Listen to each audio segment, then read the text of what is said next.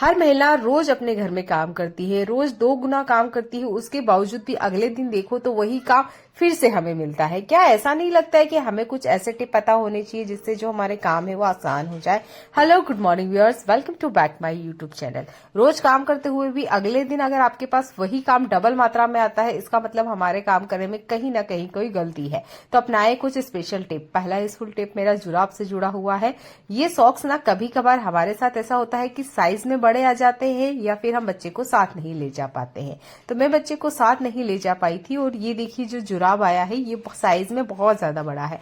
अब इतना बड़ा जुराब बच्चे तो नहीं पहनते हैं, ना ही हम बड़े पहनते हैं। अब जुराब साइज में कितना ही बड़ा क्यों ना आ गया हो, इसे हम इस्तेमाल कर सकते हैं। कैसे? तो देखिए ये जुराब को हमें इस तरीके से थोड़ा सा नीचे की तरफ खींचना है। जितना बड़ा या जितना छोटा आपने इसे पहनना है उस साइज में पहले इसे कर लीजिएगा। जैसे मुझे बच्चे को इतना ही पहनाना है, फिर भी देखिए बच्चा बिल्कुल पहनना नहीं चाह रहा है, बोलता है साइज में बहुत ज्यादा बड़ा है।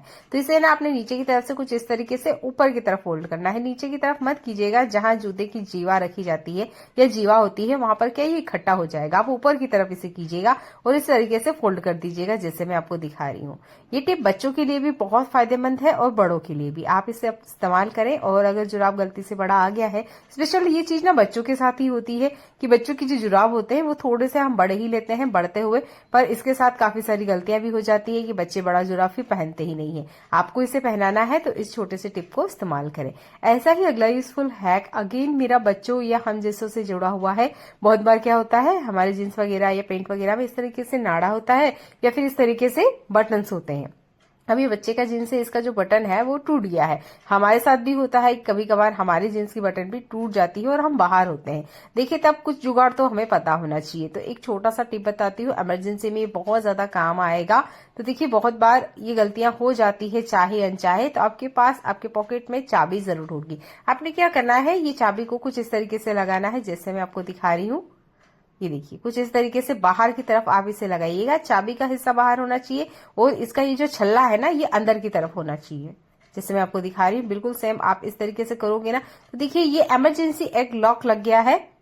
ये बहुत सिंपल सा तरीका है। अगर कभी कभार गलती से ऐसा कुछ हो जाए कि जींस का जो बटन है वो नहीं है या टूट गया है, तब इमरजेंसी में आप अपने पर्स में रखी हुई चाबी का इस्तेमाल कर सकते हैं।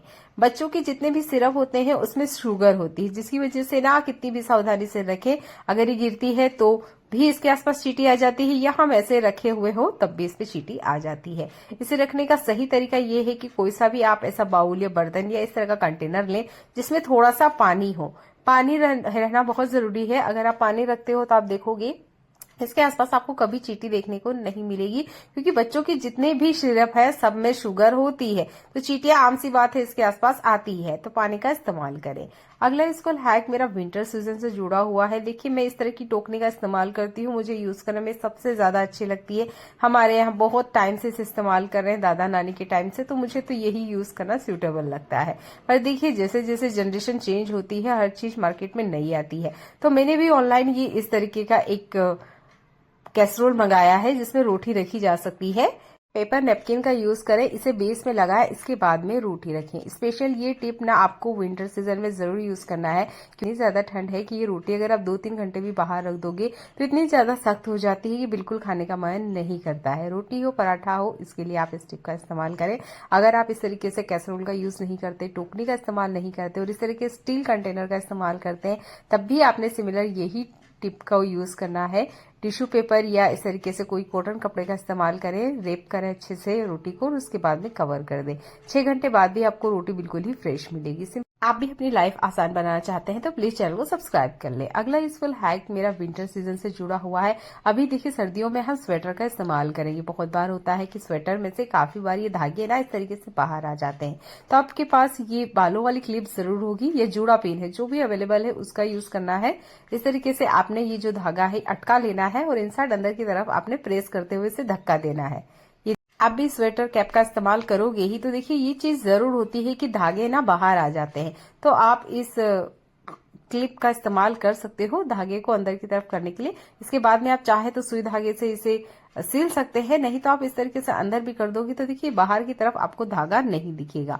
सिंपल सा हैक है, इस विंटर सीजन जरूर इस्तेमाल करें। ऐसा ही अगला यूजफुल हैक मेरा ये इस तरह की ट्यूब से जुड़ा हुआ है। देखिए 2 तरह की ट्यूब मार्केट में मिलते हैं। एक होता है ये जो मैं आपको दिखा रही हूँ, इस पे एल्यूमिनियम फॉइल पेपर का छोटा सा कवर होता है, जिसे आप हटाओगे जैसे ही ये जो ट्यूब है, ये जो क्रीम है वो बाहर आ जाएगी। एक मार्केट में एक तरह का और ट्यूब होता है जिसमें थोड़ा सा मेटल का वर्क किया होता है। ये मेटल फॉर्म में होता है, ये लोहे या एल्यूमिनियम किसी एक तरह का मेटल होता है जिसका इस्तेमाल होता है। इसका लॉक खोलने के लिए हम लोग सेफ्टी पिन का इस्तेमाल करते हैं। ये बिल्कुल आपने इस्तेमाल नहीं करना है, स्पेशल दवाइयों पे तो मत कीजिएगा। अगर इसमें किसी भी तरह का कोई बैक्टीरिया है तो उल्टे आप बीमार हो सकते हैं। सेफ्टी पिन आपने इस्तेमाल नहीं करना है। अगर इसकी कैप को आप देखोगे, जितने भी मेटल वाली ट्यूब है, तो उसमें पीछे की तरफ देखिए पहले से डिजाइन होती है। केप को अपोजिट करके आप ये जो मेटल ट्यूब है इसमें लगा दीजिए, कुछ इस तरीके से जैसे मैं आपको दिखा रही हूँ। ये देखिए सिंपल सा तरीका है, बस आप जैसे ही इसे थोड़ा सा प्रेस करोगे ये जो ट्यूब है निकल के बाहर आ जाएगा। देखिए क्रीम बाहर आ रही है। आपने यही ट्रिक का यूज करना है, ना कि सेफ्टी पिन का इस्तेमाल करना है। सेफ्टी पिन में वायरस हो सकते हैं, किसी और की यूज की हुई सेफ्टी पिन को तो गलती से इस्तेमाल मत कीजिएगा। सिंपल सा तरीका है। आप बिगनर हैं या अभी अभी आपने कोई नई चीज देखी है, आप किसी चीज के लिए ट्यूब का इस्तेमाल कर रहे हो, तो इसे इस्तेमाल करें। ऐसा ही अगला यूजफुल हैक मेरा स्टील के बर्तनों से जुड़ा हुआ है। ये स्टील के बर्तन, जब भी हम इस तरह के कंटेनर का इस्तेमाल करते हैं, हम बहुत बार जल्दी में होते हैं, ये सूखते नहीं है, या साफ करने के बाद में हमें इसे जल्दी सुखाना है और खाना पैक करना है, तो आप बर्नर पे कुछ इस तरीके से रख दीजिएगा। फ्यू ऑफ सेकंड्स लगेंगे, जैसे कि मैं आपको करके दिखा रही हूँ। मैंने कहीं पे भी कट नहीं किया है। गैस की जो फ्लेम है वो मीडियम ही रखिएगा। हाई रखोगे तो देखिए ये ज्यादा गर्म हो जाएगा, फिर ठंडा होने में टाइम लेता है। बस आप इस तरीके से रख दीजिएगा। इसके अंदर का जो मॉइस्चर है वो खत्म होना जरूरी है, नहीं तो हम इसमें अगर खाना रख भी देंगे तो खाना जल्दी से खराब हो जाता है। ये देखिए बस इस तरीके से रखिएगा। आप देख सकते हैं मैंने कहीं कट नहीं किया है, कुछ सेकंड्स ही लगे हैं और जब को टिफिन है वो अच्छे से ड्राई हो गया है। ये स्टील के टिफिन में काफी ज्यादा दिक्कत होती है, ये जल्दी से सूखते नहीं है। ज्यादातर अगर आपके पास टाइम है तो धूप दिखा दीजिएगा, अगर धूप नहीं है तो आप ये वाला टिप भी इस्तेमाल कर सकते हैं। अभी आ गया है विंटर सीजन, तो आप एक पॉलिथीन इस तरह की बड़ी साइज का अपने किचन में जरूर रखें। अगर आपके पास नहीं है तो इस तरह का टॉवेल या कोई बड़ा कपड़ा अपने किचन में जरूर रखें। ये विंटर सीजन में बहुत ज्यादा काम आएगा आपके। ये जो टॉवेल है थोड़ा सा खराब हो गया था, इसका मैं किचन में इस्तेमाल करती हूँ। देखिए अभी के सीजन में आपको बहुत सारी हरी सब्जियां मिलेगी जो बहुत कम प्राइस में होती है, और इसे विंटर सीजन में जरूर खाना चाहिए। जैसे मेथी है, पालक है, बहुत सारी हरी सब्जियां आएगी। तो देखिए इसे जब भी हम साफ करते हैं, ये काफी ज्यादा फैलती है, या कह सकते हैं काफी ज्यादा इससे कचरा होता है। तो जब भी फ्री टाइम में आप इसे तोड़ते हो, ये जो बड़ा टॉवेल है या इस तरह की बड़ी साइज की पॉलिथीन है, इसे बेस में लगा दीजिएगा। इससे जो आपका किचन काउंटर है वो क्लीन रहेगा। देखिए मैंने यहाँ जितनी मेथी है वो सारी तोड़ ली है, और जो मेरा किचन काउंटर है वो अभी मैं आपको दिखाऊंगी। अगर आप बिना बेस में कुछ लगाए हुए इस तरह की हरी सब्जियों को तोड़ना स्टार्ट करते हो, तो आप देखोगे जिस भी एरिया में या आप किचन में, हॉल में, जहां भी फ्री टाइम में आप ये काम करोगे, देखिए वो जगह पूरी मैसी हो जाएगी और फिर आपका काम डबल हो जाएगा। तो आपके टाइम को बचाने के लिए मैंने ये टिप बताया है। तो आप इस तरह के टॉवेल या पॉलिथीन का इस्तेमाल करें और अपने टाइम की बचत करें। अगला यूजफुल हैक मेरा आलू से जुड़ा हुआ है। आपने देखा होगा आलू की साइज ना छोटी बड़ी होती है, तो ये यहाँ पे आप देख सकते हो एक आलू छोटा है, कुछ आलू बड़े हैं। अब हमें इसे एक ही सीटी में पकाना है, तो क्या होता है आलू पकते नहीं है, या 2 सीटी या 3 सीटी, एक आलू ज्यादा पक जाएगा, एक कम रहेगा, होता है ना। तो आपने यूज करना है इन चम्मचों का। ये चम्मच आपके किचन में जरूर होगी। आपने क्या करना है, जितना बड़ा आलू है उसके अकॉर्डिंग इसमें चम्मच डाल दीजिएगा। तो यहाँ पे जो छोटा आलू है उस पर मैं चम्मच नहीं डाल रही हूँ, मीडियम साइज में मैंने 1 चम्मच डाली है, और जो सबसे बड़ा आलू है उसके अंदर मैं 2 चम्मच डालूंगी, क्योंकि इस आलू की जो साइज है वो बड़ी है, और जितनी बड़ी साइज है उतना ये पकने में टाइम लेगा। और फिर जो छोटे आलू होते हैं वो ओवर कुक हो जाने की वजह से फिर उससे कोई भी रेसिपी अच्छे से नहीं बनती है। तो आप चम्मचों का इस्तेमाल करें, ज्यादा पानी कभी भी आलू में ना डालें। जितना पानी आप डालोगे आलू उतने ज्यादा मैसी हो जाते हैं और पानी भरे हो जाते हैं। कम से कम पानी में आप इन्हें पकाएं। लगा लेते हैं 2 सीटी, उसके बाद में ये आलू मैं आपको दिखाती हूँ क्या ये आलू पकता है। तो मैं बड़ी साइज का जो आलू है वही आपको दिखा रही हूँ, क्योंकि छोटी साइज की जो आलू है वो तो आराम से पक जाएंगे, साइज में छोटे हैं, पर ये जो बड़ी साइज का आलू है ना, यही पकने में टाइम लेता है। तो यहाँ पर मैंने आलू आपको निकाल के बताया है। अभी भी आप देख सकते हो आलू बहुत ज्यादा गर्म है, पर चम्मच लगी हुई है, तो इसकी मदद से क्या हुआ कि छिलका उतारने में भी मुझे आसानी हुई, कोई दिक्कत नहीं हुई। तो आप इन चम्मचों का जरूर इस्तेमाल करें। एक्स्ट्रा चम्मच हमेशा हमारे किचन में होती है, और बहुत आसानी से देखिए आप इस तरीके से पकड़ते हुए इसका छिलका उतार लोगे। आलू का छिलका उतारने में भी आपको आसानी हुई, आलू जो है वो भी जल्दी से पक गया। 3 चम्मचों का आप इस तरीके से इस्तेमाल करें। मैं नाइफ की मदद से आपको यहाँ कट करके दिखा देती हूँ। आलू पूरी तरीके से पका हुआ है, ऐसा नहीं है कि आलू कच्चा है। आलू पे जब हम चम्मच वगैरह डालते हैं ना, स्टील जो होता है बहुत जल्दी से गर्म हो जाता है और अंदर तक आलू को ये 1 या 2 सीटी में ही बहुत अच्छे से पका देता है। सिंपल सा हैक है, अपनी लाइफ में इस्तेमाल कीजिएगा। मैं यहाँ पर आपको इसे कट करके दिखा रही हूँ। ये देखिए बहुत आसानी से कट भी हो गया था क्योंकि आलू पूरी तरीके से पक चुका था।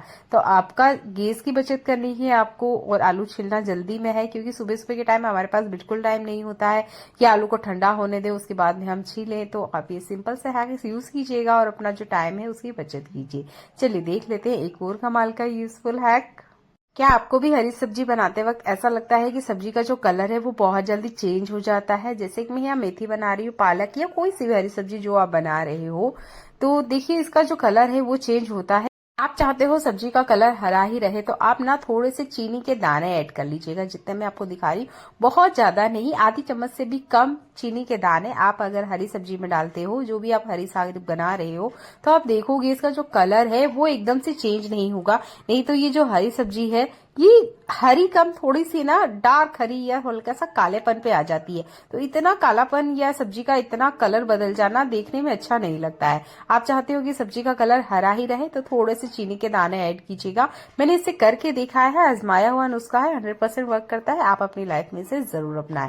अगला यूजफुल हैक मेरा दूध से जुड़ा हुआ है। मैं बिल्कुल गैस पे किचन के पास खड़ी थी, 1 सेकंड की नजर क्या हटी, देखिए ये दूध उफन के नीचे आ गया इंस्टेंटली। मैंने जो काम किया वो आपको भी करना चाहिए। अगर आप खड़े हो और उसके बाद भी दूध गिर जाता है तो आपने क्या करना है, पहले बिना घबराए जो भी बर्तन आपके हाथ लगता है, ठीक है, वो बर्तन आपने गैस स्टोव के नीचे रख देना है। या कोशिश कीजिएगा कि दूध बॉईल करने से पहले ही आप बर्तन बेस में लगा दें। तो यहाँ दूध जैसे ही बॉईल होना स्टार्ट हुआ, मैंने बंद करने से पहले ये प्लेट मेरे हाथ में थी तो मैंने इसे ही नीचे लगा दिया। ये देखिए जैसे मैं आपको दिखा रही हूँ, ये देखिए अब देखिए कितना सारा दूध ना इस प्लेट में आया है। अगर मैं इसे पहले लगा देती तो शायद जो थोड़ा बहुत दूध नीचे गिरा है वो भी नहीं गिरता। तो दूध बॉईल करते वक्त हमेशा एक बर्तन इस तरीके से गैस स्टोव के नीचे रखें। ये गैस स्टोव क्लीन था, इस दूध का मैं इस्तेमाल कर लूंगी। अगर दूध ज्यादा गंदा हो गया है तो आप इसे प्लांट में दे सकते हो, प्लांट में ये फर्टिलाइजर की तरह काम करता है। सिंपल सा हैक है, जरूर यूज कीजिएगा। मैं नहीं कर पाई थी पर उम्मीद करती हूँ आप इस तरह की गलतियां ना करें, क्योंकि हम कितने ही एक्सपर्ट क्यों ना हो, कुछ ही सेकंड्स की अगर नजर हटे ना तो हमारे किचन में कुछ इस तरह की गलतियां हो जाती हैं।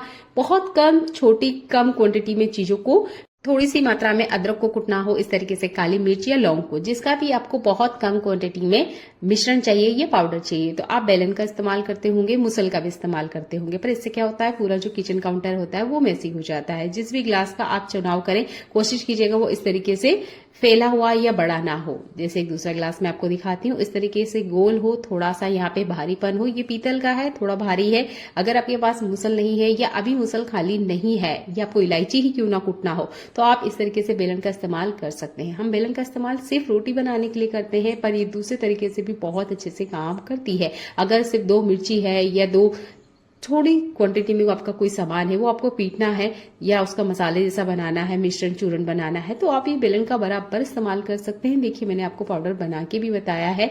सिंपल सा हैक है, इस तरीके से भी आप बेलन गिलास का इस्तेमाल ले सकते हो। कम क्वांटिटी में अदरक है उसको भी आप पीट सकते हो, अगर थोड़ी क्वांटिटी में प्याज है तो उसका भी इस्तेमाल कर सकते हो।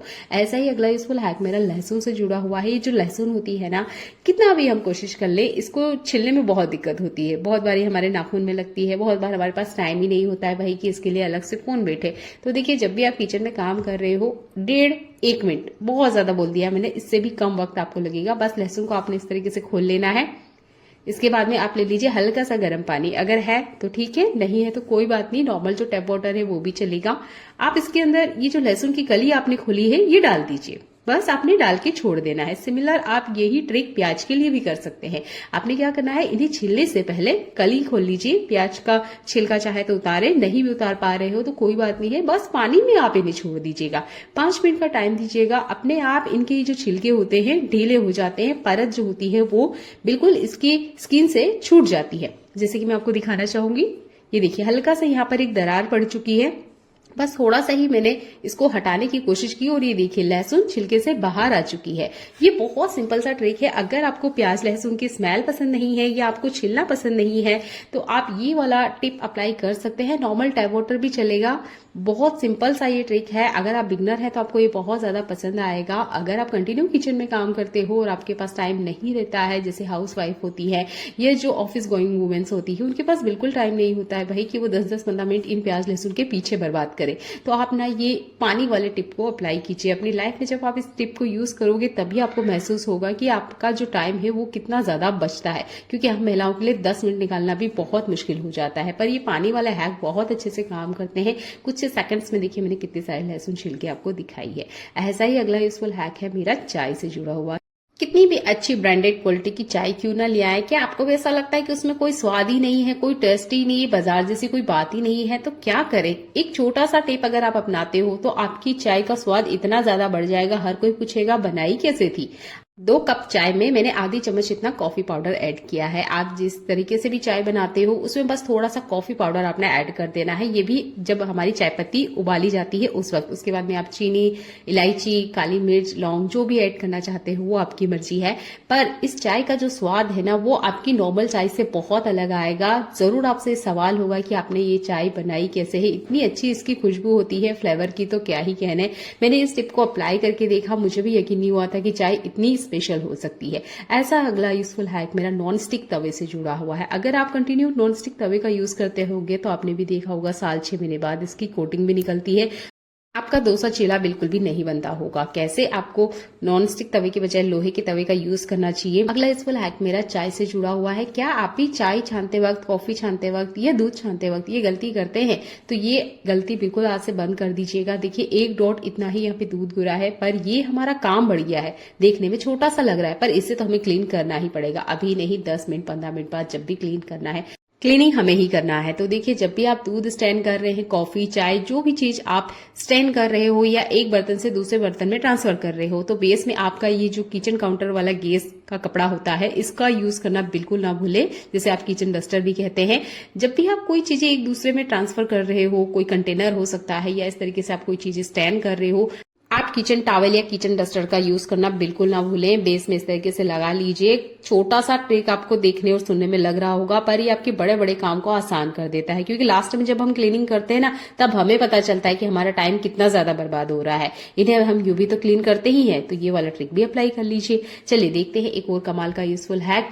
जैसे कि ठंड आ चुकी है, देखिए दूध में बहुत अच्छे से बढ़िया से मलाई होती है और इसे निकालने के लिए आप छोटी सी गलती करते हैं तो देखिए काफी सारी मलाई का हमारा नुकसान होता है। चम्मच की बजाय आप चाकू का यूज कीजिएगा। जिस तरफ धार होती है उससे आप थोड़ा सा घुमा के देखिएगा तपेली की साइड में, आप देखोगे कितनी सारी मलाई चाकू के ऊपर आई है। ज्यादातर ये किचन में हमारे सिंक में चली जाती है और वेस्ट होती है, तो इस तरीके से चाकू का इस्तेमाल करें। एक्स्ट्रा जितनी मलाई है वो भी साइड में ऐसे आ जाएगी। और दूध की मलाई निकालते वक्त आप स्ट्रेनर का यूज करें और इस तरीके से पहले मलाई को स्ट्रेनर में ले। अब आप देखेंगे कितना सारा जो दूध है वो आपको कप में मिलेगा।